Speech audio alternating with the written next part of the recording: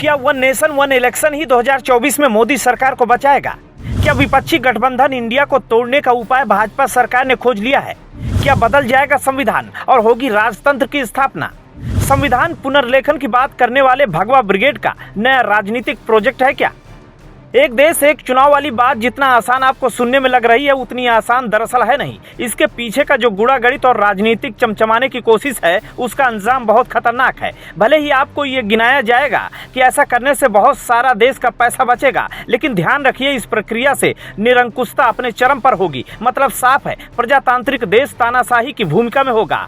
आज आवाज उठी है कई चुनाव एक साथ कराने की, कल आवाज उठेगी 5 साल में नहीं 20 साल में एक बार चुनाव कराने की। चुनाव कराने के पीछे संविधान की सोच समानतावादी है, जहां शासन के विभिन्न स्तरों की परिकल्पना है। अगर एक देश एक चुनाव हुआ तो इससे क्षेत्रीय पार्टियों का भारी नुकसान होगा, क्योंकि एक साथ चुनाव होने पर राष्ट्रीय मुद्दा क्षेत्रीय मुद्दों पर हावी रहता है। देश के स्वतंत्र होने के बाद 1952, 1957, 1962, 1967 में भी लोकसभा और विधानसभा के चुनाव एक साथ हुए थे, लेकिन तब महज एक संयोग था। तब एक राजनीतिक पार्टी राजनीतिक व्यवस्था पर हावी थी, लेकिन 70 के दशक के बाद वो अकड़ टूटी और धीरे धीरे तमाम सारी क्षेत्रीय पार्टियों ने भी उभरना शुरू कर दिया और राजनीतिक तानाशाही का दौर कमजोर पड़ने लगा। लेकिन एक बार फिर राजनीति इस मुहाने पर आ खड़ी हुई है। क्या आप दोबारा चाहते हैं कि पूरे देश में किसी एक राजनीतिक पार्टी का वर्चस्व कायम हो जाए और क्षेत्रीय पार्टियों का वर्चस्व खत्म हो जाए?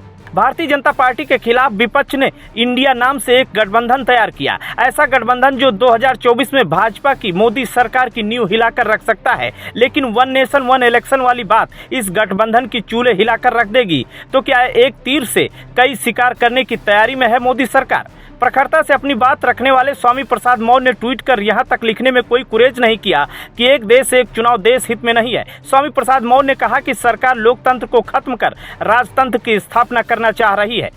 भगवा ब्रिगेड ने संविधान पुनर्लेखन की कई बार वकालत की, तो क्या ऐसा माना जाए कि भगवा ब्रिगेड का यह एक राजनीतिक प्रोजेक्ट है? 18 से 22 सितंबर के बीच संसद सत्र को बुलाया गया और ऐसा माना जा रहा है कि इसी मसौदे को पेश किया जाएगा। मतलब साफ है, 5 राज्यों में होने वाले विधानसभा के चुनाव लोकसभा के बाद होंगे या लोकसभा के साथ, इस बात पर जल्द मोहर लग सकती है। लेकिन स्वामी प्रसाद मौर्य के ट्वीट ने पूरे देश में एक हलचल मचा दी। मतलब कल से क्षेत्रीय पार्टियों को नींद आना बंद हो गई है। एक देश एक चुनाव से भाजपा सरकार क्या दांव खेलने वाली है, ये तो आने वाला वक्त बताएगा। Bureau report, Ashok Kumar, INF।